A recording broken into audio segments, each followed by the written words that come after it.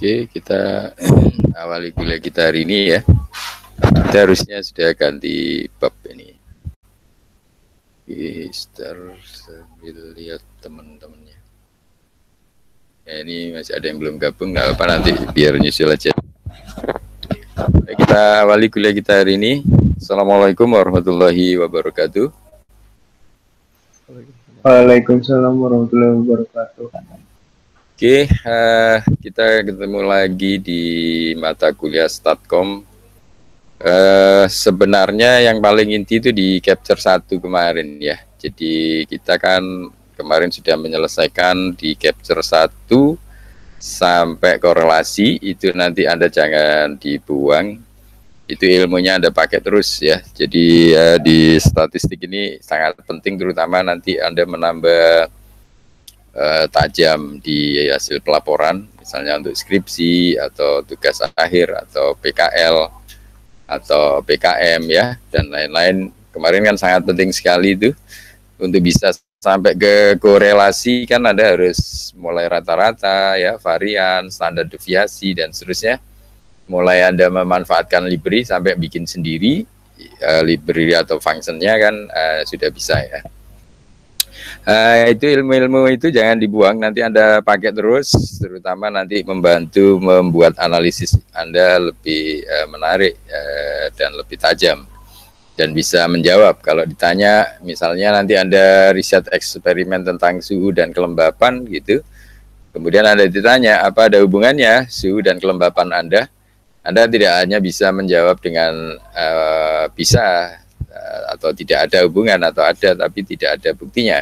Nah, salah satu cara Anda membuktikan, Anda bisa menggunakan teori korelasi kemarin ya. Dari gambar grafiknya, dari bentuk ininya ya, trennya naik atau turun, ya, saling keterkaitan. Jika suhunya Anda naikkan, bagaimana pengaruhnya kepada kelembapan dan sebagainya. Dari situ Anda bisa menyimpulkan bahwa memang ada korelasi. Nah, korelasinya positif atau negatif dan seterusnya. Nah, itu sudah Anda pelajari dan itu penting sekali untuk Anda. Dan tentunya mungkin bukan hanya untuk Anda, jadi kadang teman-teman Anda di tempat lain, di kampus lain atau apa yang membutuhkan info itu juga bisa Anda bantu ya. Termasuk bukan aja anak S1 ya, anak S2, S3 juga membutuhkan ilmu itu. Jadi Anda jangan mengira kalau statistik ini tidak penting, ternyata sangat penting. Kita juga pernah membantu teman-teman dari S2 dan S3, S3 ya terutama ya. Jadi di S3 kan disyaratkan harus buat paper, buat jurnal, nah itu biasanya harus ada kurva statistiknya, ada gambar-gambar eksperimennya, ada simulasi result. Nah itu justru kadang malah dibantu teman-teman S1 atau S2 yang belajar apa? Ya ini, yang belajar ilmu-ilmu statistik. Nah ini tentunya nanti jangan dibuang. Kalau misalnya Anda sudah lulus kuliah ini tetap bisa Anda manfaatkan. Oke, yang hari ini kita harusnya sudah melewati capture 1 dan kita sudah masuk capture 2. Ini memang capture-nya memang nggak banyak ya, dia cuma 4 capture aja. Tapi kuncinya adalah di capture 1 kemarin di buku ini ya. Jadi kalau di sini kan kita sudah mulai bicara ke riset eksperimental. Jadi langsung sudah seolah-olah percobaan yang sesungguhnya ya. Jadi babnya adalah data and sampling distribution. Mungkin Anda bisa cari slide-slide lain yang menunjang. Pada intinya ini bicara tentang teori sampling dan bagaimana bentuk distribusinya ya. Sampling itu kan karena kita nggak mungkin melakukan analisis kepada semua data ya, ke semua populasi ya. Tidak mungkin, karena misalnya Anda mau mencari bagaimana tren penduduk Indonesia ya, seberapa besar kemiskinan di Indonesia atau pengangguran di Indonesia, Anda nggak mungkin nanyain satu-satu dari Sabang sampai Merauke ya. Nah, paling Anda hanya menyampling beberapa saja. Jadi dari se-Indonesia, mungkin setiap pulau disampling berapa orang. Nah, dari sampling itu, nanti Anda putuskan, oh Indonesia ini misalnya termasuk negara miskin, negara berkembang, atau negara maju. Itu dari data kemiskinan yang mungkin hanya ngambil beberapa sampel saja. Nah, seperti itu. Dan nanti kita akan bisa buktikan dengan teori statistik ini bahwa sampling itu juga sebenarnya cukup memadai dan mendekati kalau kita melakukan analisis kepada seluruh data atau seluruh populasi ya. Mungkin teorinya kalau dari buku ini langsung bisa Anda lihat dari, nah ini ada gambar seperti ini. Di halaman berapa itu? 94. Nah, dari konsepnya adalah seperti yang saya sampaikan tadi, data seluruh Indonesia mungkin bisa disebut adalah populasinya ya, populationnya ini. Kemudian Anda hanya ngambil beberapa data dari beberapa pulau di Indonesia, dari beberapa mungkin dari Jawa, Madura, dan Sumatera yang mewakili Indonesia. Atau mungkin setiap pulau juga bisa disampel berapa begitu. Nah, dari sampel ini Anda bisa lakukan proses treatment, analisis statistiknya. Misalnya nanti dilihat bagaimana sebaran atau distribusi dari pendapatan dalam satu daerah ya. Dari pendapatan atau bagaimana tingkat kemakmurannya atau dari pengangguran dan sebagainya. Ini ada yang masuk. Nah, ini pentingnya populasi, nanti Anda bisa lihat di sini. Nah, ini harapannya Anda tidak lakukan langsung ke semua populasi dari semua data yang ada di seluruh penduduk Indonesia. Kita cukup dari sebagian saja. Ini contohnya ya. Harapannya seperti ini. Jadi ini adalah bentuk yang lengkapnya, bentuk populasi besarnya. Nah, yang kalau bentuk samplingnya seperti ini. Nah, meskipun hanya sampling, tapi kalau Anda lihat kan tetap mirip bentuknya ya, polanya ya. Pola distribusi atau sebarannya juga mirip. Ini meskipun hanya di sampling. Oke, jadi seperti ini konsep yang kita pelajari hari ini. Jadi kita membahas bagaimana melakukan analisis berdasarkan teknik sampling ya. Di mana sampel ini diharapkan tetap mendekati kondisi real di population. Di populasi sebenarnya. Kira-kira seperti itu konsepnya ini. Makanya kita perkenalkan ada istilah random sampling. Bahasa Indonesianya random biasanya diterjemahkan dengan acak. Sampling ya teknik penyamplingan, pengambilan data secara sampel secara random atau acak. Dan ada istilah sample bias atau bias ya.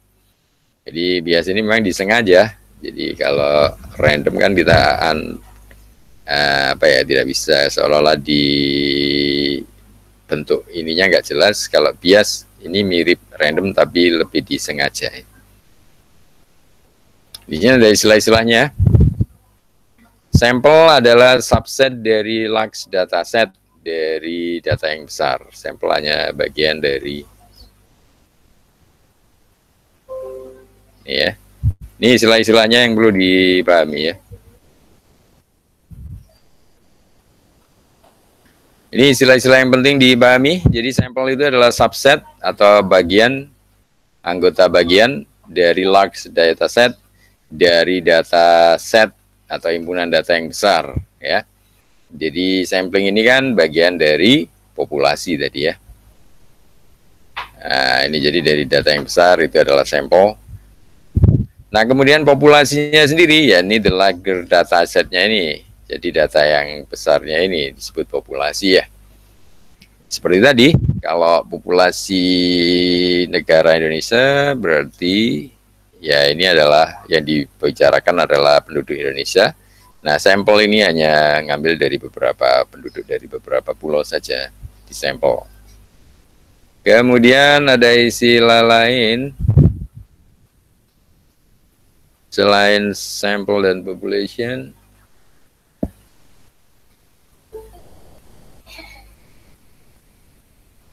ini ada temennya yang masuk lagi. Itu adalah sampel dan population, kemudian ada N besar, N kecil ya. Apa ini maksudnya? Ini adalah the size of population. Jadi ukuran dari populasi ya. Ya, itu adalah sampel ya. Jadi N besarnya ini size of population-nya ya. dengan N-nya adalah sampelnya. Oke. Kemudian ada istilah random sampling, yaitu drawing element into sample random. Ini kita random sampling, ya data randomnya itu, yaitu kita ngambil atau gambaran daripada apa?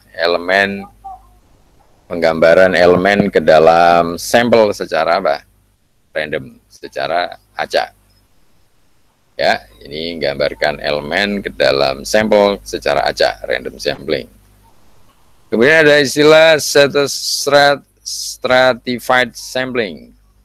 Ini dividing the population into strata bagian ya, and randomly sampling, dan di random secara sampling from each strata, dari masing-masing bagian. Simple random sample, ya tentunya dari kata simple ini kan sederhana. The sample that result from random sampling without stratifying the population, tanpa dilakukan stratifying. Stratifying tadi apa? Membagi ke dalam strata-strata secara random. Jadi simple random, jadi ambil secara simple saja ya. Kemudian ada istilah sample bias. Nah, ini ada penting, sample bias, sample that misrepresent the population ya. Jadi sampel yang misrepresentatif dari population, tidak representatif dari population ya. Ini kalau Anda lebih yakin, kalau masih kurang memahami konsepnya, diterjemahkan sendiri di Google. Ada representation, lawannya adalah misrepresentation. Merepresentasikan population. Sample that misrepresent the population. Sampel yang merepresentasikan populasi. Ini berbeda dengan misunderstanding ternyata ya. Jadi ada, ini kita bahayanya kalau nggak ngecek di translate, ini biasanya jangan-jangan kita terjemahkan seperti misunderstanding, tapi ternyata bukan. Ya misrepresent, ya tetap saja merepresentasikan. Kenapa nggak langsung sample represent saja ya? Biarin aja deh, ini bukunya seperti itu. Jadi sample that represent the population, gitu mestinya ya. Sampel yang merepresentasikan populasi. Ya, biarin aja, ini misdefinition, misadditional to verb their derivation wrongly. Nah, biasanya kan untuk menyatakan sesuatu yang wrongly. Tapi dalam kasus ini ternyata tidak. Ini toh, biasanya kan diterjemahkan salah atau tidak betul, miss. Tapi di sini kenapa tidak ya? Sample that ya. Ada yang masuk? Oh, enggak. Di sini dari Google Translate kita bisa lihat bahwa misrepresent itu diartikan sebagai merepresentasikan. Iya, makanya. Tapi ini kan tentang sample bias. Iya, nggak apa-apa. Jadi ini sebenarnya maksudnya tadi cuman masalah miss-nya ini aja loh. Biarin aja ya. Ini cuma sekedar bahasa, tapi secara konsep pemahamannya memang bias ini kita butuhkan ya. Di dalam konsep statistik, ya ini ya, bias ini sesuatu yang dibutuhkan. Seperti tapi Anda mungkin belum dapat, nanti pada saat Anda belajar di kecerdasan buatan itu ada data bias ya, bias. Biasanya kan ada note yang memang disengaja ya, diberikan bias. Nah ini kalau sampel bias, berarti sampel yang merepresentasikan ya. Jadi biarin aja ada istilah misrepresent, tapi sebenarnya yang dimaksud ya tetap sama, sampel yang merepresentasikan ya. Jadi tidak berarti tidak, ini miss-nya ini bukan berarti tidak. Ya sampel yang merepresentasikan, begitu aja. Jadi yang merepresentasikan berarti apa? Yang mewakili. Ya, representasikan mewakili daripada populasi itu ya, sample bias. Oke, seperti itu. Jadi kemudian ini makanya tadi saya tunjukkan translate-nya biar Anda juga ngecek di translate Google. Seperti itu pemahamannya. Ini nanti random sampling ini penting untuk kita inikan ya. Kemudian ada kata kunci lain di sini. Mana kira-kira? Ini ya, data kualitatif. Data qualitify often matters more data. Ini kalau Anda bingung, cek lagi ya. Cek lagi supaya tidak salah menerjemahkan.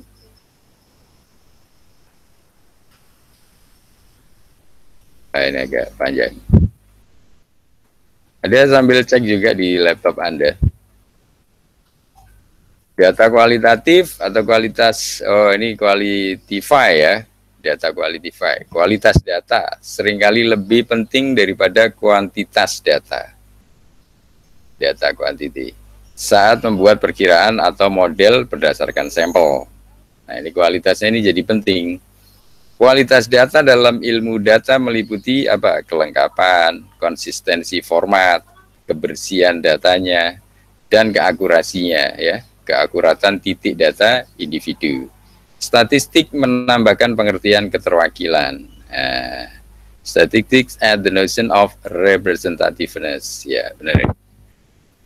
Oke, seperti itu. Jadi ini kualitas data ini kadang-kala atau seringkali malah ya. Ini sangat penting daripada sekedar kuantitas data. Ini kata kuncinya. Oke, selanjutnya pemahamannya, Bang.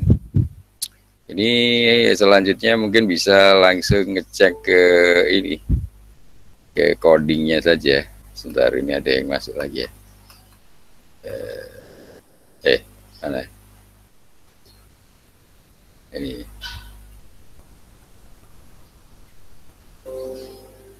Ini konsepnya seperti itu. Terus ada istilah. Ini yang kemarin ya, scatter plot misalnya ada data dengan apa ini? Contoh-contohnya, kemudian dipilih random. Ya ini lewatin aja. Sample mean versus population mean. Jadi kadang kalau kita mau menghitung, ini seperti besar tadi ya. Jadi kita konsep besarnya tadi adalah populasi dan konsep kecilnya adalah yang kita ambil sebagai sampling. Nah, maka masing-masing sebenarnya bisa dicari rata-ratanya ya. Jadi rata-rata dari populasi besar, kemudian nanti kita bandingkan dengan rata-rata pada saat kita ngambil sampel. Ya, simbolnya tetap sama pakai X bar, cuma satunya mungkin diganti apa ini? X bar is represent mean dari sampel ya. Kemarin kita juga pakai X bar kan, mean dari sampel. Kemudian di sini pakai mu. Ini merepresentasikan mean dari population. Nah, ini diperkenalkan untuk membandingkan dengan yang sampel, kita pakai mu sekarang ya. Jadi nanti kalau ketemu mu ini juga rata-rata, tapi rata-rata dari apa? Dari populasi ya, dari large data setnya. Dari data besarnya. Sedangkan X bar kemarin kan sudah kita pakai untuk rata-rata. Nah, dalam kasus ini berarti X bar nanti untuk rata-rata dari sampel ya. Sampel dari populasi. Nah, kalau mu itu apa? Mu adalah rata-rata dari population-nya. Information dan seterusnya. Nah, di sini ya. Ini nanti perlu, jadi meskipun rata-rata dari sebuah populasi itu mu ini ya, dan kita hitung, kan nanti mungkin kita sulit kalau menghitung mu, karena contohnya tadi rata-rata pendapatan penduduk seluruh Indonesia, maka Anda harus tahu jumlah data seluruh penduduk Indonesia. Nah ini kadang-kala Anda tidak tahu persisnya jumlah data penduduk Indonesia, maka Anda tidak dapatkan rata-rata besarnya. Nah, caranya gimana? Ya rata-rata dari sampelnya. Nah, nanti kan dari situ bisa dibuat apa? Scalingnya, ya kayak scalingnya ya. Jadi Anda kayak bikin skala dari perbandingan dari penduduk yang diambil berapa, ketemu rata-rata berapa. Nah, kalau untuk penduduk dengan luasan seluruh Indonesia, nanti representasi untuk population, Anda nanti bisa memperkirakan. Nah, gitu ya. Dari data yang hanya smaller sample saja. Oke, dalam hal ini dipisahkan atau dibedakan simbolnya biar Anda tidak bingung. Oke, dan seterusnya selection bias juga diambil yang penting saja. Nah, di sini ada istilah penting lagi. Jadi bias ini juga disebut systematic error. Error tapi sistematik ya. Jadi yang dikendaki sebenarnya ya.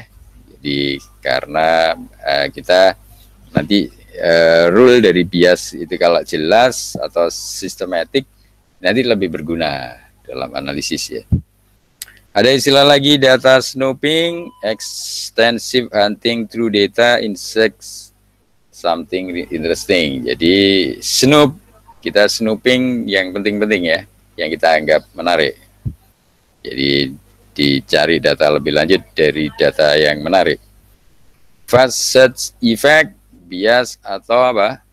Non-reproducibility resulting from repeating data modeling atau modeling data with large number or predictor variable. Ini nanti bagaimana efeknya ya? Tentunya ini nanti perlu dilihat di contoh-contoh biar lebih jelas lanjutannya seperti apa. Nah, di sini ada istilah regression terhadap rata-rata ya. Jadi nanti kita pentingnya regression ini mirip di prediksi. Kalau Anda tahu misalnya regresi linear berarti bentuknya dia linear seperti garis lurus, bukan seperti tapi membentuk garis lurus. Nanti kalau data yang Anda ambil sampel misalnya hanya sebagian, kalau ketemu regresinya Anda sudah bisa menebak ya pada data kesekian. Nah, gitu. Jadi ini pentingnya regression ya, regression to mean terhadap rata-rata ya. Kemudian yang lain, apa yang penting di sini mungkin, nah seperti ini ya. Ini misalnya ada data-data yang tersebar seperti ini, Anda bisa dekati dengan dua regresi linear ini. Misalnya yang satunya bicara tentang children di sini ya. Kalau Anda tahu di sini, nah sekarang tinggal hubungan apa ini? Ini tinggi dalam inci. Kemudian, sorry. Mana tadi? Ini. Yang horizon, apa ini? Yang vertikal, absisnya atau ordinat absisnya. Ini yang satunya menyatakan apa? Galton study that identified the phenomenon of regression to the mean, dari rata-rata. Rata-rata bicara tentang apa ini? Ketinggian seseorang ya. Rate regression in hereditary stature. Hereditary stature apa artinya? Ini supaya tahu ini rate kan rata-rata ya, rata-rata dari regression in hereditary. Ya, ini perlu dicek. Hereditary. Apa ya? Hereditary stature. Kecil perawakan turun-temurun. Jadi mirip ya. Mirip orang tuanya itu ya.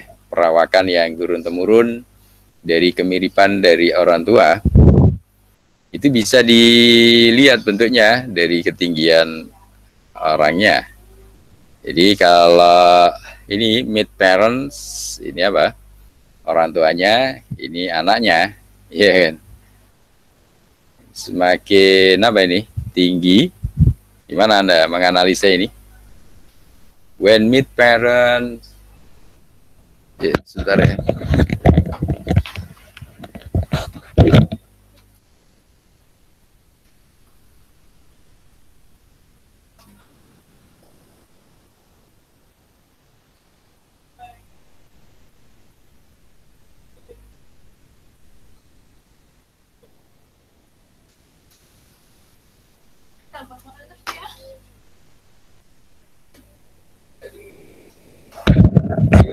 Maaf ya, kita lanjutkan lagi. Jadi gimana kita menganalisisnya? Ini deviasi simpangan ya. penyimpangan ini gimana ngelihatnya? Kurang besar dan agak jelas. Gini. The fears of the children are those of their mid parent, ya. Dari orang tuanya. Jadi tadi kan apa ini? Regresi dari perawakan yang turun temurun, yang mirip gitu ya. Bentuk perawakannya yang mirip dari orang tuanya ya. Ini ketinggian dari anaknya tadi. Kalau misalnya children ini, kecenderungannya apa? Kecenderungannya awalnya mirip di sini ya. Ya tetap mirip, cuman kemiripannya di atas 68, tapi dalam inci. Ini Anda susah membayangkan mungkin ya. Ini mestinya dalam bentuk sentimeter gitu, mungkin Anda bisa lebih membayangkan. Ini kan minnya ini rata-rata nilai tengahnya ya. Nilai tengahnya di sini. Jadi terjadi agak sedikit penurunan di sini, perawakannya, kemiripannya agak menurun di ketinggian ini ya. Seperti ini, perawakan turun-temurun dari orang tua. When mid-parent shorter than mediatory, ini ada jika orang tua itu apa? Lebih pendek daripada mediatory, majority ya, kebanyakan gitu ya. Their children tend to be taller than they. Anaknya kecenderungannya apa? Lebih tinggi dari mereka. Anaknya kecenderungannya lebih tinggi di sini. Jadi ini kan media atau mediocrity, mediocrity ya. Ini nilai mediokritisnya ini di sini. Jadi kalau orang tua itu dia di sini, ini kan ketinggian orang tuanya yang ini, mana tadi? Ini ya, ini orang tuanya. Maka anak-anaknya kecenderungannya lebih tinggi. Ini. Jadi orang tuanya kalau nggak terlalu tinggi ini, ya, maka anaknya lebih tinggi. Tapi anehnya kalau orang tuanya tinggi, orang tuanya semakin tinggi di atas nilai kritis ini, anaknya lebih pendek ini. Ini anaknya nggak terlalu tinggi jadinya dibanding orang tuanya ya. Ya, ini adalah nilai kritis kebanyakan orang mungkin di sini nilai kritisnya ya. Terus kalau dia pendek, orang tuanya pendek, anaknya yang ini, yang orang tua yang A ini kalau di sini, A ke B ini orang tua, C, D ini adalah grafik regresi dari anak. Jadi ketinggian orang tua, ini ketinggian orang tua, kalau orang tuanya nggak terlalu tinggi, ini di bawah nilai kritis ini, di atas 68 sedikit, ini inci ya. Itu apa? Maka anaknya cenderung lebih tinggi, ya. Anaknya kan cenderungannya lebih tinggi. Kalau kita bisa lihat ya, anak-anak yang sesungguhnya di lapangan memang begitu. Ini karena data ini diambil dari data real. Tapi kecenderungannya kalau orang tua itu di atas ini 68 sekian inci, ini nggak tahu kalau di Indonesia ketemunya berapa senti mungkin ya. Nah, ini anaknya justru malah nggak selabat tinggi orang tuanya gitu. Nah, mungkin Anda kalau sulit membayangkan dalam inci, Anda rubah dulu inch to senti, cari di Google ya. Nanti ketemu berapa nilai kritisnya nih, mediocrity. Oke, ini contoh ini sudah cukup menggambarkan bagaimana kira-kira tinggi orang tua pengaruhnya terhadap tinggi anak gitu ya sebenarnya ya. Tinggi orang tua terhadap tinggi anak, ya kita lihat tinggi mediority-nya dulu, mediocrity-nya, nilai kritis ketinggian tengah-tengahnya berapa, yang mana di sini nanti kalau semakin tinggi orang tua, anaknya malah cenderungannya lebih rendah, lebih pendek. Tapi kalau di bawah mediokritis, itu orang tuanya sendiri kalah tinggi sama anaknya ya. Itu dari kurva karakteristik dalam bentuk regresi ini. Nah, ini gunanya. Kalau ini kan masih ada data di sini, misalnya masih ada ditarik lagi di sini kan masih bisa keluar datanya ya. Nah, ini gunanya regresi ini, kalau Anda tarik terus, nah, maka Anda sudah bisa memperkirakan posisi di titik di sini. Itu manfaatnya. Demikian juga untuk regresi yang kedua ini. Anda juga akan bisa dapatkan angka-angka lain. Nah, ini gunanya regresi. Ini kan kebetulan karena ketinggian orang, mungkin ini tinggi orang tertinggi berapa tingginya? 72 inci. Dijadikan senti mungkin sekitar 2 meter kali ya. Oke, seperti itu. Ini adalah contoh penggunaan regresi dan manfaatnya. Mungkin ada komentar atau ada pertanyaan. Ini dari sampling. Ini di contoh-contoh yang lain. Nah, ini ada istilah, ada standard error. Standard error adalah single metric yang that sum up the variability in the sampling distribution for statistic. Standard error can be estimated using statistic based on standard deviasi terhadap sampel, nilai sampelnya dan sampel size-nya atau ukurannya. Nah, standard error didefinisikan as, ini biasanya kan standar deviasi ya, dari apa? Ya kalau dari sampel ya sampel, ini akar dari N jumlah datanya. Ya ini adalah disebut standard error. Jadi bagaimana variasi terhadap samplingnya ya, dari distribusi sampling. Oke, as a sample size increase, the standard error decrease. Nah, berarti dari gambar ini kita bisa lihat jika terjadi kenaikan dari sampel, ini kan karena akar ini kalau Anda besarkan akar, misalnya ini 4, akar dari 4 kan 2. Kalau misalnya 9, akar dari 9 kan 3. Nah, berarti pembaginya kan semakin besar. Ya kan? Jadi artinya kalau Anda tambah N-nya, jumlah datanya Anda tambah, maka pembaginya kan semakin besar. Kalau semakin besar, maka apa? Ya standar error-nya kan makin kecil. Ya menurun. Dengan catatan kalau deviasinya tetap, standar deviasinya tetap. Ya, jadi karena pembaginya semakin besar, maka standar error-nya akan decrease, menurun. Seperti itu ya. Oke, ini yang penting-penting lagi apa? Data brand dan seterusnya. Collect number of brand new sample from population, diambil dari population, kemudian dia apa? Dia di sampel itu bukan mengambil sejumlah data dari ini ya, ngambil sejumlah data sampel dari populasi.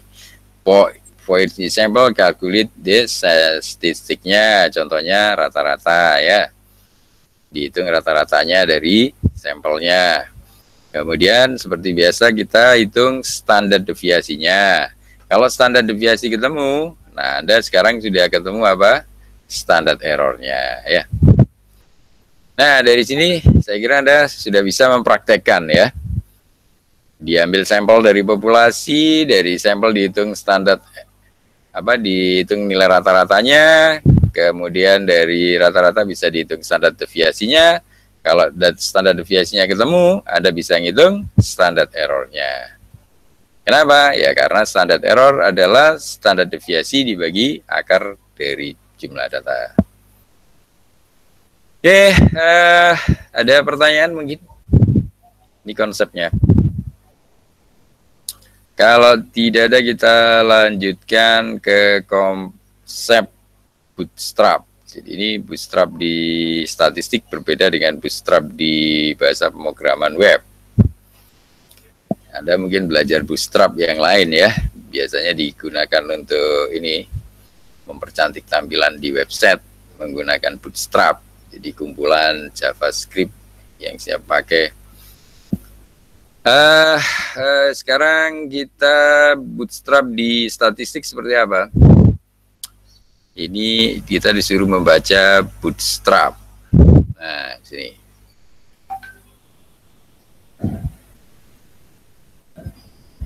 Sebentar. Nanti aja.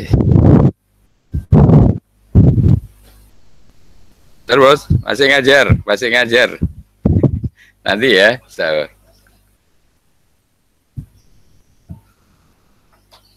Nah, ini ada konsep penting bootstrap. Ini berbeda dengan bootstrapnya di bahasa pemrograman web. Ini di statistik ada istilah penting. Biar nggak salah menangkap, kita coba terjemahkan dulu. Ya.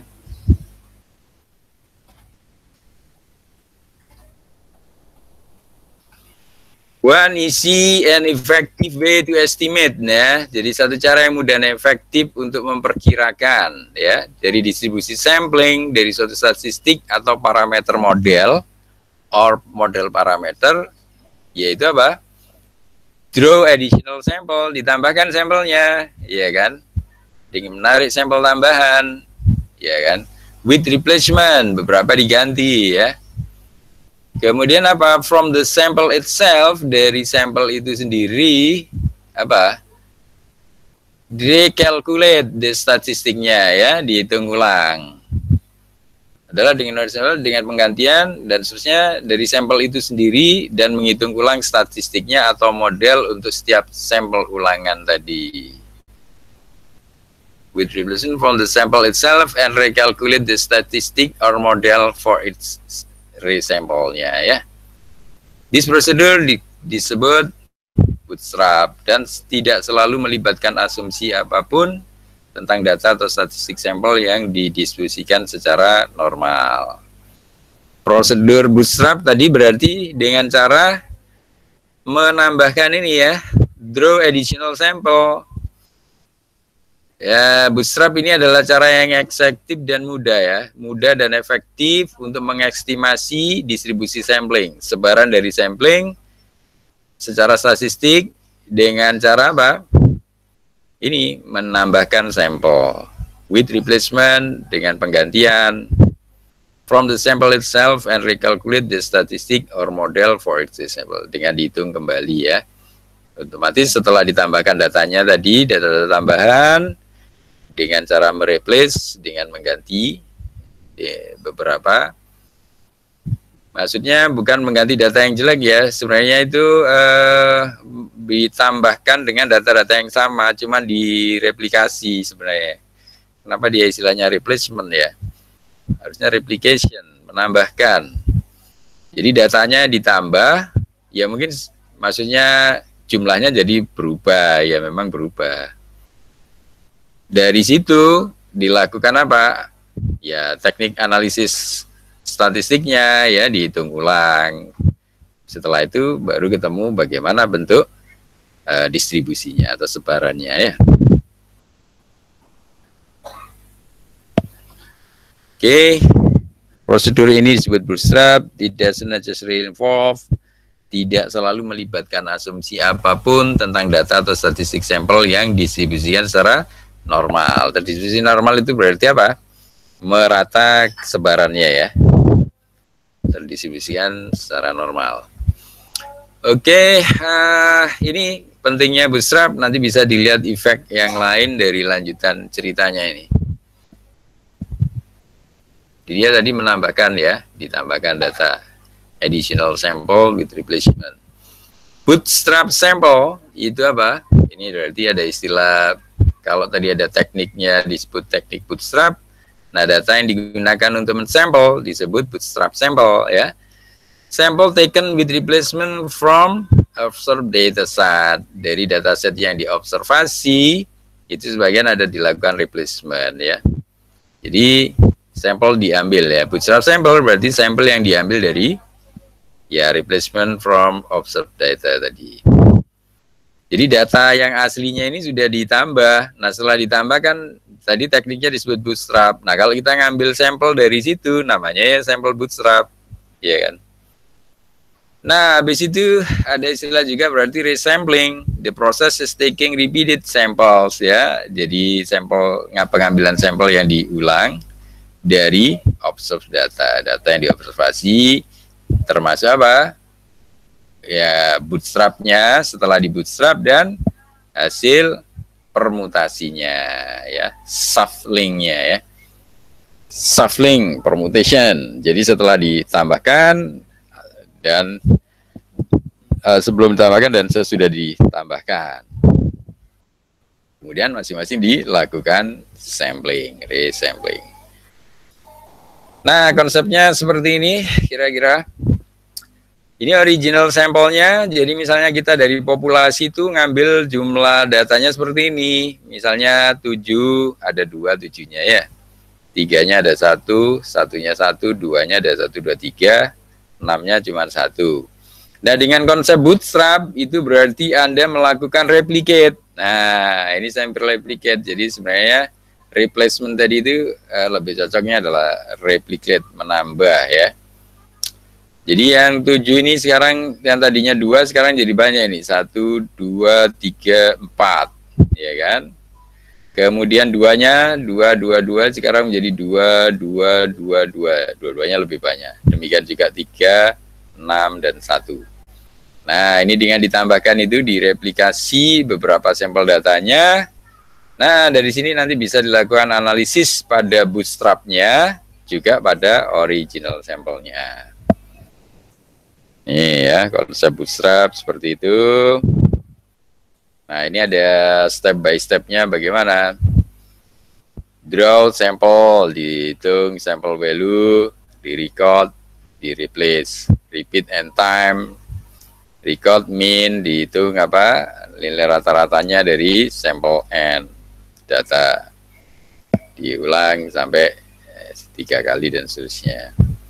Kemudian dia apa? Setelah dalam bentuk ini airtime, dia kan tadi diulang-ulang sampai airtime. Nah, kemudian apa? Setelah jadi air, nah dihitung standar deviasinya ya. Dan juga kita sudah dapat lagi selain standar deviasi adalah standar errornya. Kemudian ditampilkan kurva histogramnya. Sudah bisa dilihat confidence intervalnya. Nah, seperti itu. Jadi R ini number of iteration-nya daripada teknik bootstrap, diiterasi terus. Ya, sembarang nilainya dan seterusnya. The more iteration you do, the more accurate estimate the standard error-nya ya. Semakin iterasinya ditambah, maka harapannya akan menghasilkan hasil estimasi yang lebih akurat daripada apa? Standar error-nya. Atau dari confidence intervalnya istilahnya. The result from this procedure is bootstrap set of sample statistic or estimate model parameter which you can de-examine to see how variable they are. Nah, dari sini Anda bisa memeriksa kira-kira berapa banyak variabel yang ada di situ ya.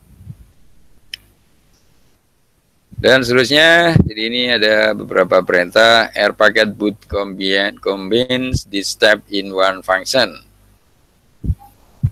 For example, the following implies bootstrap income, the people taking load out loan.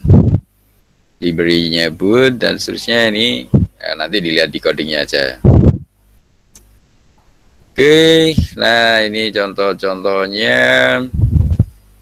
Di nilai pendapatan. Jadi teori ini kan di masing-masing ini orang dengan pendapatan yang berbeda-beda, kemudian dilakukan bootstrap dan seterusnya ya, kemudian dihitung kira-kira pendapatannya. Oke, kayaknya sudah. Oh, ini masih ada. Sampling tadi kan sudah ya. Bootstrapping. Jadi kadang-kadang sometimes the term resampling, istilah resampling itu is used synonymously, secara sinonim sama, persamaan kata ya, with the term bootstrapping. Jadi kadang kalau kita baca buku-buku statistik ada istilah resampling, bahasa lainnya adalah bootstrapping. Kenapa? Ya karena mungkin ditambahkan direplicate datanya, kemudian dilakukan proses analisis statistik berikutnya ya, dilihat standar deviasinya, dilihat standar errornya, kan sama aja dengan meresampling sebenarnya ya, dilakukan sampling ulang atau dengan dilihat bagaimana akurasinya. More often, lebih lanjut, the term resampling, istilah resampling also include permutation procedure, menyertakan apa? prosedur permutasi, disuruh lihat permutation test, di mana where multiple samples combine and the sampling may be done without replacement. Bisa saja nanti teknik multiplikasi ini tidak harus apa? Without replacement, tidak perlu penggantian. In any case, the term bootstrap always implies sampling with replacement from a sub-data set. Nah, mungkin dalam banyak kasus ya, dalam kasus tertentu, bootstrap selalu mengimply sampling dengan apa? Teknik replacement from a sub-data set. Bisa jadi juga memang menggantikan ya. Kita suruh lihat permutation test, mungkin sedikit lagi sebelum ke codingnya. Permutation procedure, 2 or more samples involve typically the group A and B or hypothesis test. Permute mean apa? To change the order of set values ya. Berarti apa? Mengubah order urutan dari set value ya, dari angka-angka nilai-nilai yang ada di data testnya ya. The first step in permutation test of hypothesis is to combine the result from group A and B dan seterusnya ya, CD dan seterusnya. Logical embodiment dan seterusnya. Nah, mungkin secara umum permutasi tesnya ini, nah ini ada di step by stepnya nih. Combine the result from the different group into single data set ya, dari beberapa grup menjadi single data. Shuffle combine, di shuffle ya, combine datanya, dan di random draw, without replacing, di sample of selves, group A, dan seterusnya. Do the same from group C, dan seterusnya. Whatever statistic or estimates we calculate for original sample, calculate now for the resample, terusnya di record, di requisition, dan di iterasi ya. Diulang-ulang, dipipit sampai airtime untuk menghasilkan apa? Distribusi lagi dari bentuk permutasinya daripada apa? Tesnya, atau tes statistiknya. Nah, seperti itu kira-kira step by step untuk permutasinya. Sampai mendapatkan bagaimana bentuk distribusinya ya. Ada istilah lain sini, statistical significance and p-values. Itu tadi untuk permutasi kira-kira. Kemudian ada istilah statistical significance and p-values. Statistical significance is how statistician, ini kan orangnya, jadi statistician ini orang ahli statistik. Ini bagaimana dia mengukur whether antara apa? Experimental atau eksperimen, or even in study or existing data yields results more extreme than what chance might produce. Jadi apa? Jadi bagaimana seorang ahli statistik mengukur antara yang hasil uji coba itu ya, bagaimana menghasilkan result more extreme, menghasilkan hasil yang lebih ekstrim daripada what chance might produce, daripada kemungkinan peluang dia dihasilkan. Ya, yes, result more extreme, menghasilkan hasil yang lebih ekstrim daripada chance, kesempatan, kira-kira kemungkinan yang akan dihasilkan bisa lebih ekstrim. Kan berarti kalau lebih ekstrim lebih mudah untuk dianalisis, lebih signifikan pengaruhnya, statistical significance. If the result is beyond the realm or chance variation, it's said to be statistically significant. Ya, jika hasilnya apa? Beyond the realm of chance variation, jadi mengikuti variasi dari chance-nya, maka dia significant ya. Jadi hasil eksperimen ini kan, dari hasil eksperimennya bisa yang real itu mengikuti yang diinginkan ya. Variasi-variasinya itu maka signifikan pengaruhnya, berarti hasil uji cobanya kan. Statistical significance. Nah, ini pentingnya. Nah, mungkin ada ukuran-ukurannya, salah satunya menggunakan p-value, given chance model that embodies the null hypothesis. The p-value is the probability of obtaining result as unusual or extreme as the observed results. Ya, given chance model that embodies the null hypothesis. The p-value is the probability, adalah nilai probabilitas dari obtaining result yang diperoleh sebagai apa? Ekstrim, atau nilai yang tidak biasa atau ekstrim as observed result, sebagai hasil dari penelitian, hasil observasinya. Alpha, the probability threshold of unusualness that chain result must surpass for actual outcome to be deemed statistically significant. Type 1 error dan seterusnya.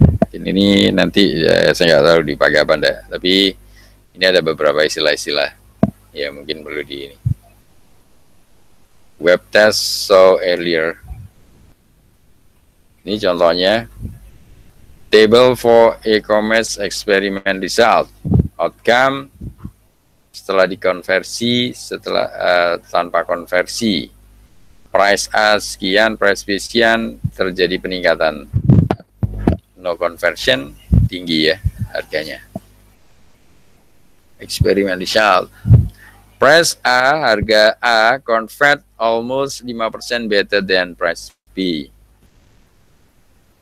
Big enough to be meaningful in high volume business. We have over 45,000 data point and it's time to consider this big data, not requiring tests, dan seterusnya, in small samples. However, the conversion rates are so low, less than 1%, than the actual meaningful values the conversion. Gimana ini maksudnya? Different conversion between a witching ring using the sampling by chance variation. We mean the random variation permutation procedure, regression dan seterusnya, hasil konversi segitu.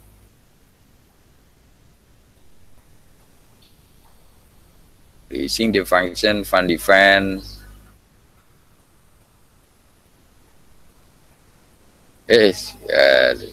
babas. Ini tadi penjelasan mengenai signifikan dari statistik ya. Ini contohnya ini.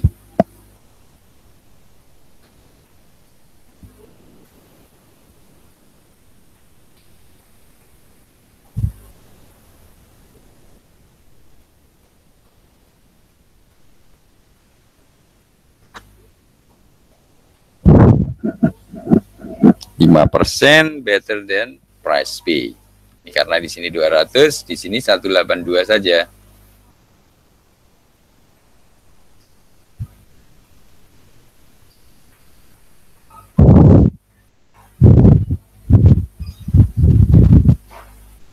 Dia price A dibandingkan dengan price B.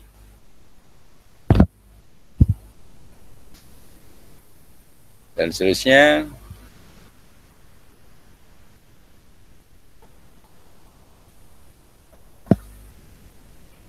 No konversinya lebih tinggi. Hasil penjualan secara online ini ya.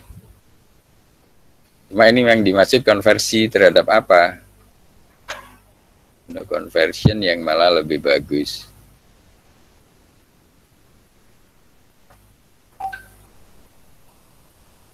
Ada yang masuk lagi?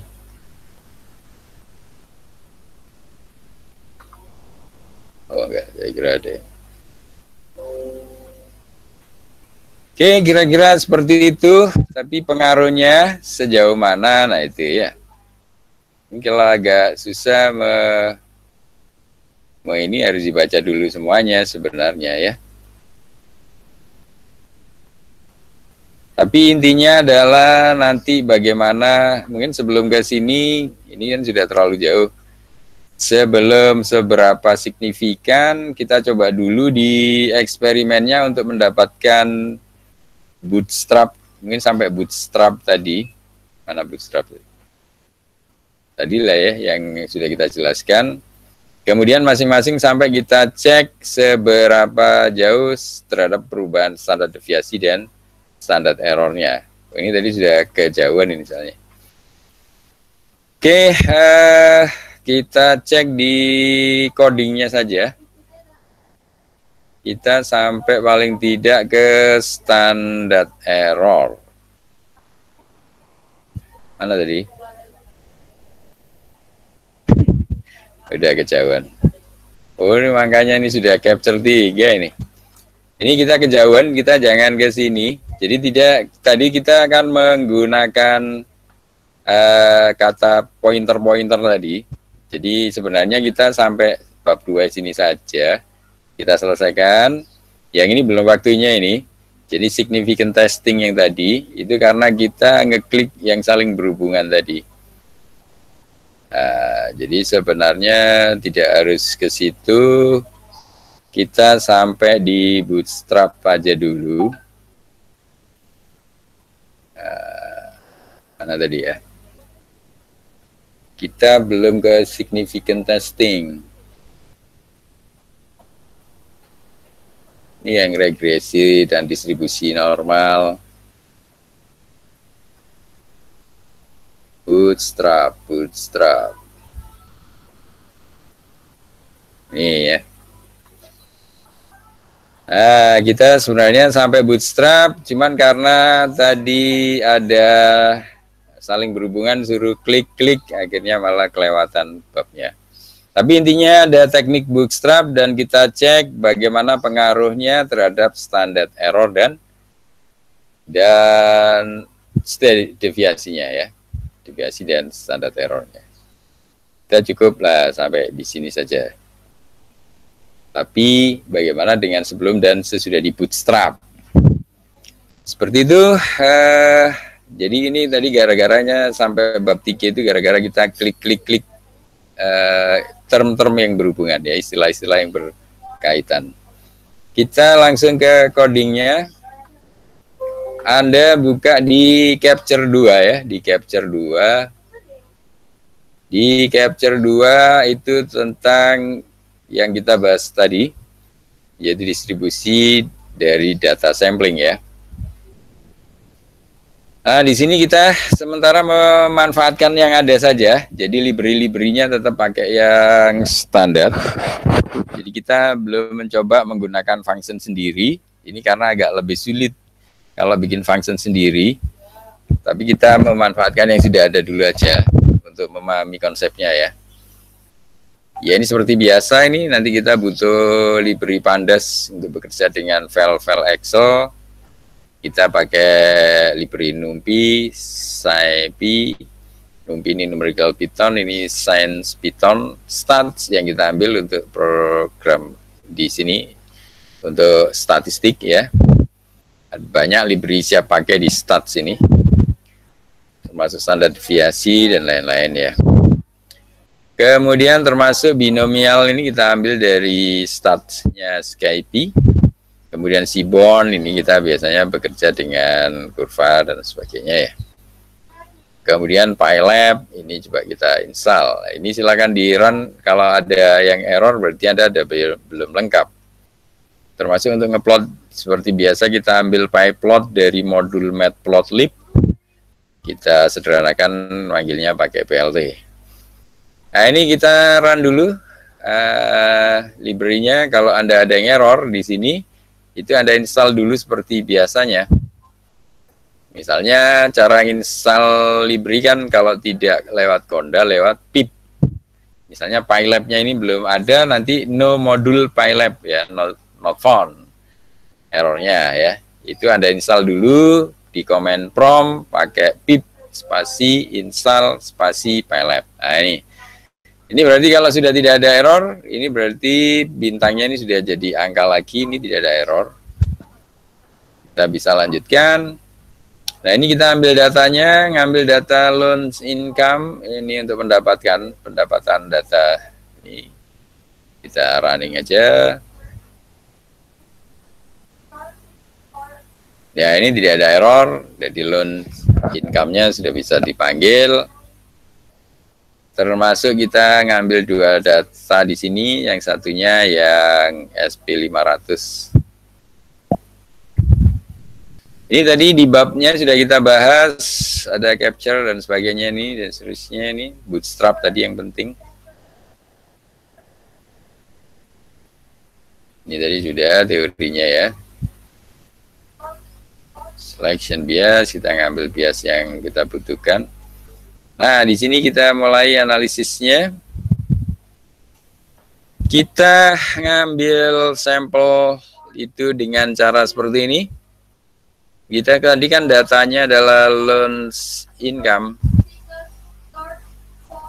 Loans income.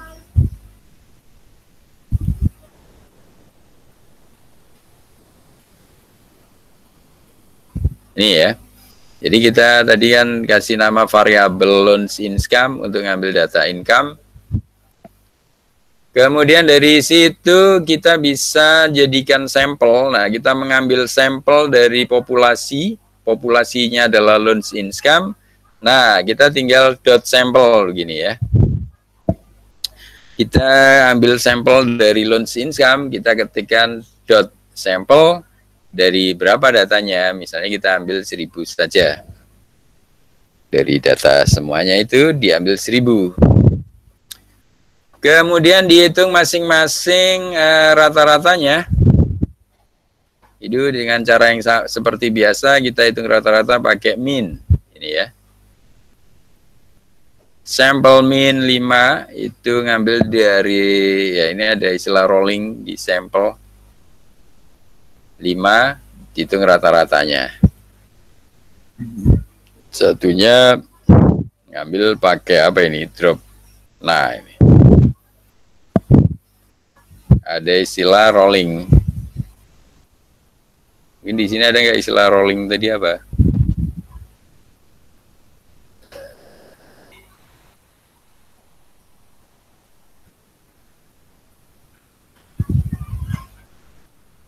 Ngambil sampel secara rolling.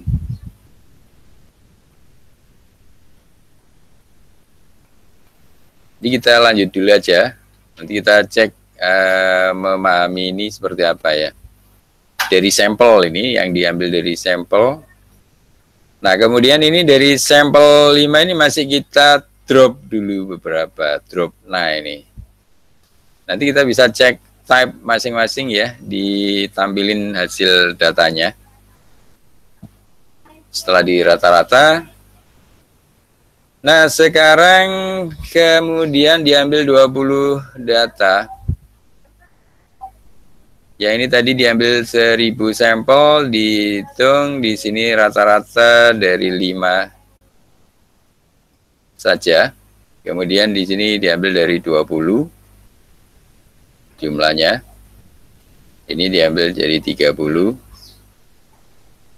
Nah, sekarang ini kita ngeplotnya di masing-masing, ditampilin bentuknya ya. Terus distribusi dari 1000 sampling bentuknya seperti apa. Kemudian distribusi masing-masing dari 5 dari 1000. Ini kita tampilkan. Plot rolling mean 5 dari 100 sampel, dari 1000 sampel. Nah, kemudian dilihat distribusi yang dari 20, dari jumlah 20 dari 1000. Ya, 20 dari 1000, ada 5 dari 1000. Tampilkan. PLT plot, PLT show. Nah, ini gambarnya. Jadi ini untuk yang whole data frame, ini berarti apa? Keseluruhan data frame-nya ya. Dari keseluruhan dari 0 sampai 200.000 data ini frekuensi yang keluar. Ini ada sampai 6.000 dan seterusnya ya. Kemudian di sini untuk yang 1000 saja, jadi ini diambil 1000, maksudnya diambil 1000 dari seluruhan sebaran ya, dari seluruh sebaran datanya. Ini kalau Anda lihat bentuk performance-nya ya, bentuk kurvanya kan mirip. Ya ini bentuk kurvanya mirip. Padahal ini tidak kita simulasi, tidak kita ambil semuanya. Maksudnya tidak dari populasi. Ini kan populasinya, yang sebelah kanan ini hasil sampelnya.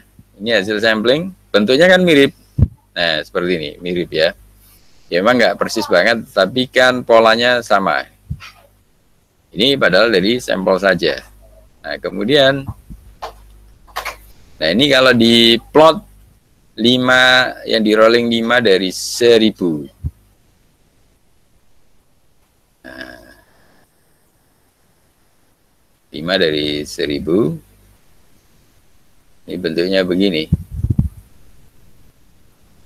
Kemudian yang ini rolling 20 dan 30 dari 1000. Jadi plot dalam satu plot bisa.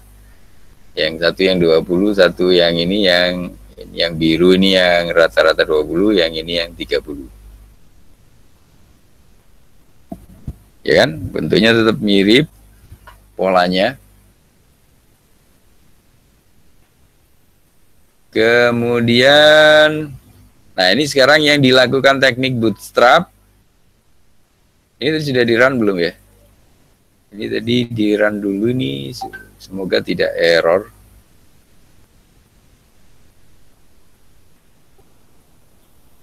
Ya, tidak error. Setelah di-rolling, bentuknya seperti itu. Nah, sekarang yang kita bootstrap ini ya.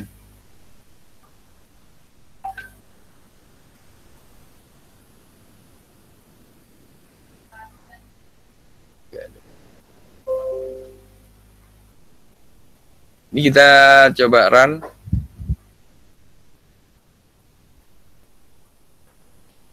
Nah, ini sudah tidak error. Ini yang dari keseluruhan, total dari standar deviasi populasi, pakai loads income, tadi kan masih pakai data aslinya, kita standar deviasikan ya. Kemudian dicari rata-ratanya, kemudian dicari nilai tengahnya, kemudian dicek standar errornya. Pakai ini standar error. Ini hasilnya sekian, total populasinya ketemunya 32.000 sekian ya, 32.800 sekian. Populasi rata-ratanya 68 sekian, mediannya di angka ini. Standar errornya 147 sekian. Ini calculation rolling min-nya untuk total ya. Kemudian lakukan, oh ini sudah. Ini bukan, yang ini tadi ini sudah di-run ya. Ini sudah. Kemudian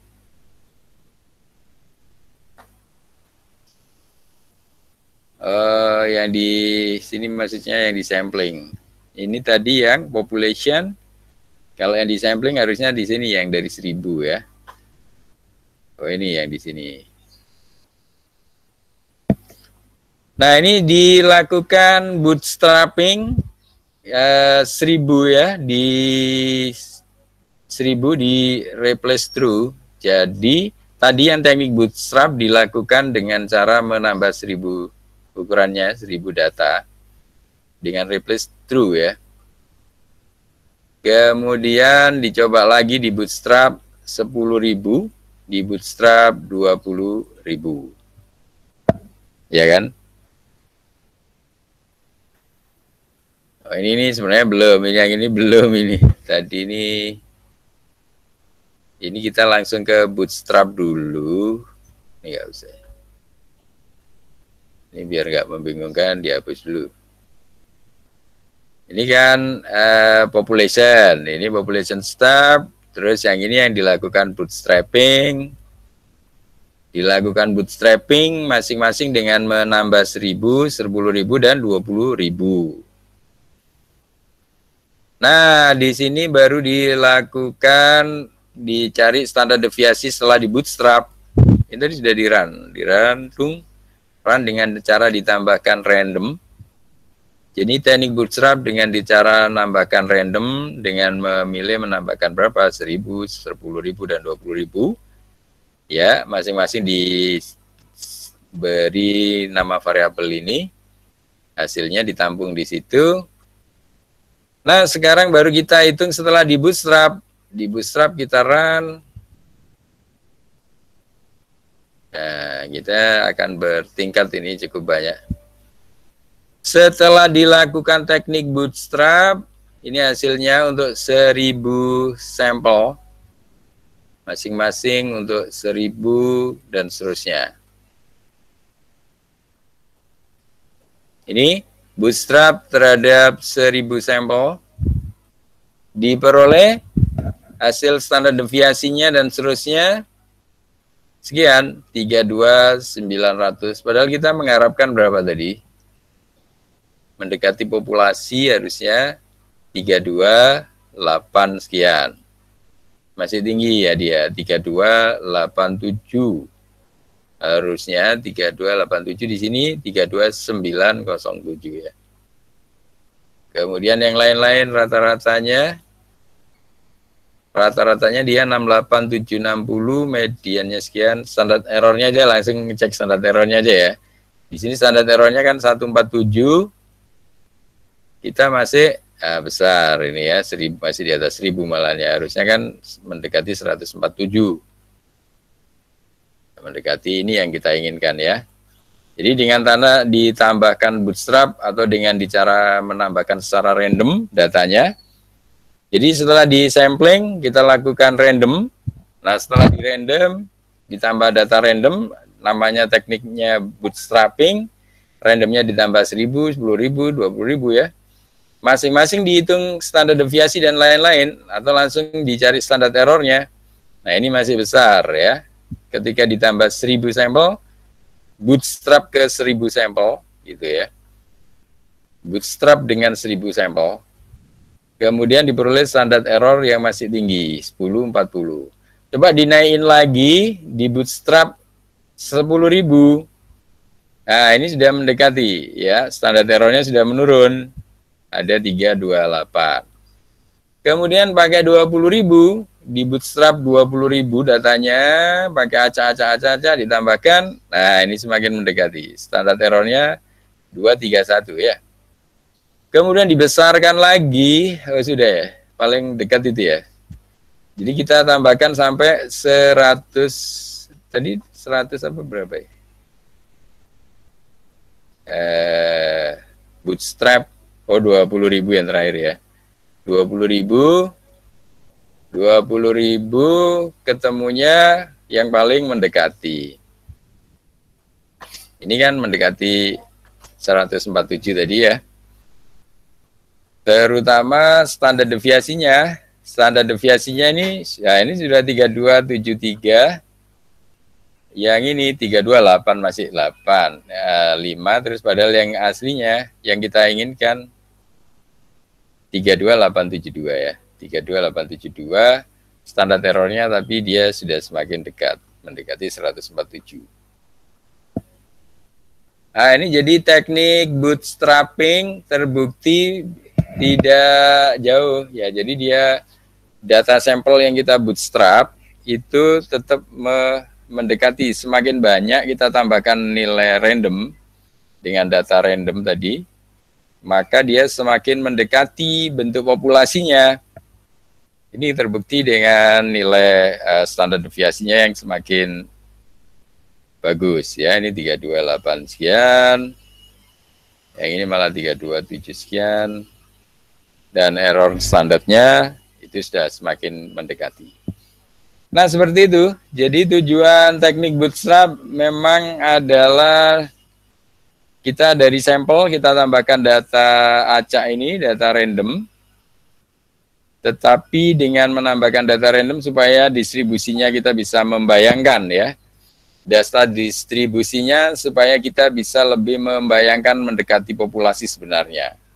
Ini mungkin kalau data se-Indonesia, datanya kurang, ya kita nyempling data penduduk Indonesia misalnya 200 juta, kita ngambilnya cuma berapa? 1 juta dari 200 juta kan masih kurang banyak. 1 juta dari 200 juta. Nah, maka dari data 1 juta, atau malah Anda cuma puluhan ribu, ya kan tidak mungkin bisa mendekati populasi sebenarnya. Nah, makanya ada caranya dilakukan penambahan secara random menggunakan teknik bootstrap tadi ya. Dari data penduduk Indonesia misalnya 200 juta, kita ngambil sampel cuma 1 juta. Nah, maka data tambahannya Anda tidak perlu ngambil data asli dari populasi seluruh Indonesia, tapi dengan cara menambah data random ya. Menambah data random yang apa? Yang sifat-sifatnya mirip dari data sampel yang sudah ada. Kenapa? Ya karena konsep bootstrap tadi itu sebenarnya yang paling bagus yang digambar mana tadi ya? Jadi ada gambar bootstrap yang bagus tadi konsepnya.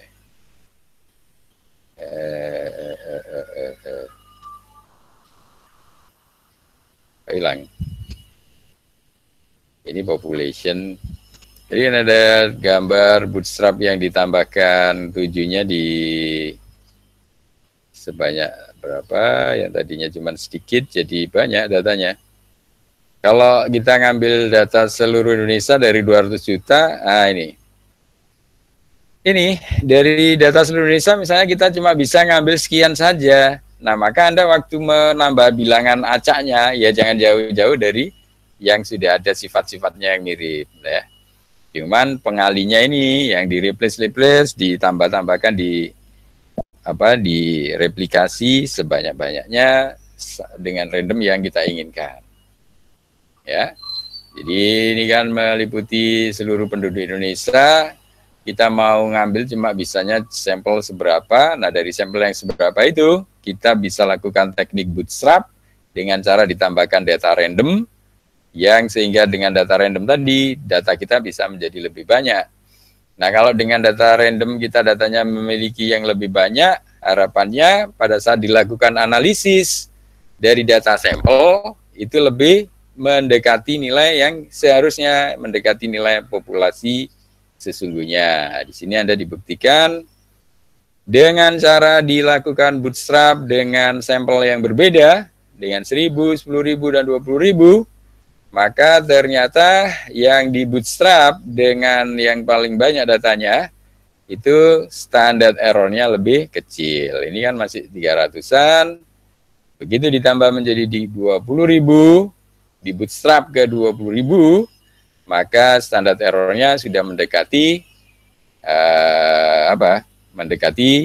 standar error daripada populasinya. Ini tujuannya, jadi teknik bootstrap seperti itu, belajar teknik sampling, gunanya adalah seperti itu. Jadi Anda biar paling tidak melakukan proses analisis statistiknya bisa lebih efisien tadi kan, easy and efisien tadi ya, mudah dan efisien. Mudah dan apa tadi? Jadi tujuan bootstrap adalah lebih efektif, efisien dan efektif dan mudah. Ya, dari jumlah caranya dilakukan sampel, dari samplingnya dilakukan bootstrapping. Bootstrapping adalah dengan menambahkan data acak atau random di sini ya. Nah, apakah ada function bootstrap? Ya, nggak ada. Ini bootstrap adalah istilah atau teknik.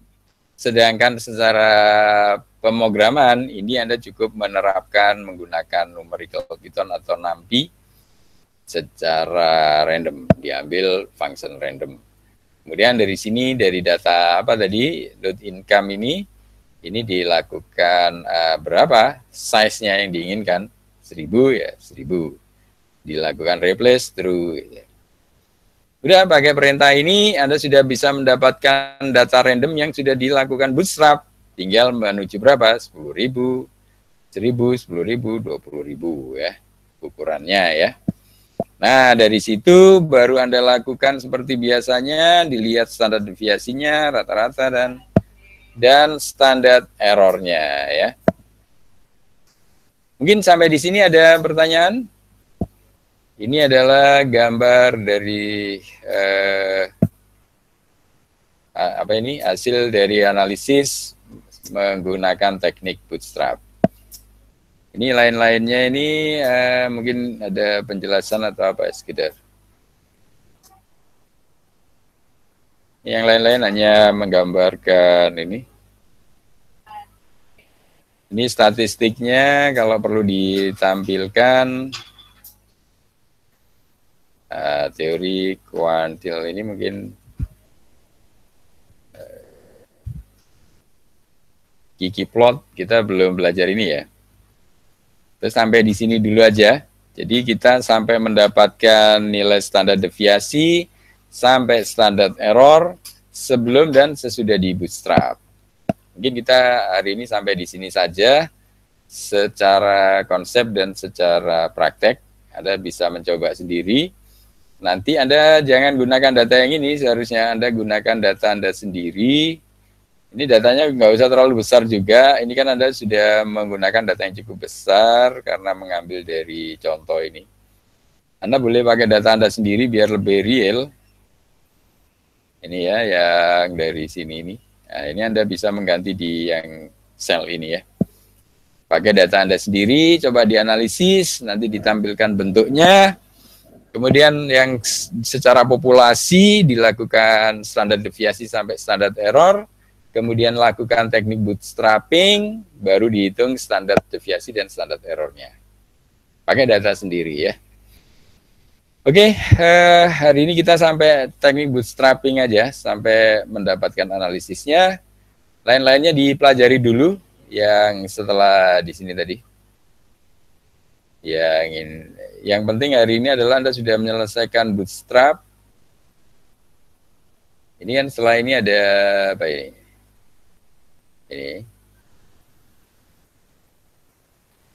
Ini ada konsep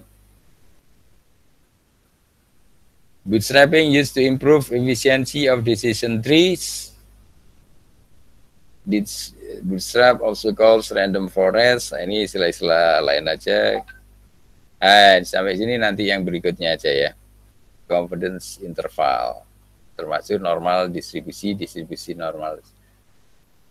Oke, sampai di sini mungkin ada yang mau ditanyakan.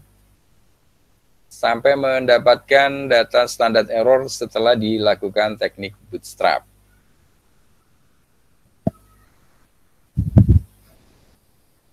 Ada yang ditanyakan? Jangan lupa digunakan data sendiri ya, biar Anda bisa lebih membayangkan bentuknya. Ini terutama di sini. Ini data kita kan cukup besar, jadi loans income ini kayaknya pendapatan dari pegawai atau apa begitu ya. Ada yang ditanyakan? Gak ada? Dicoba dulu ya. Gimana? Tidak ada yang nanya? Belum, Pak.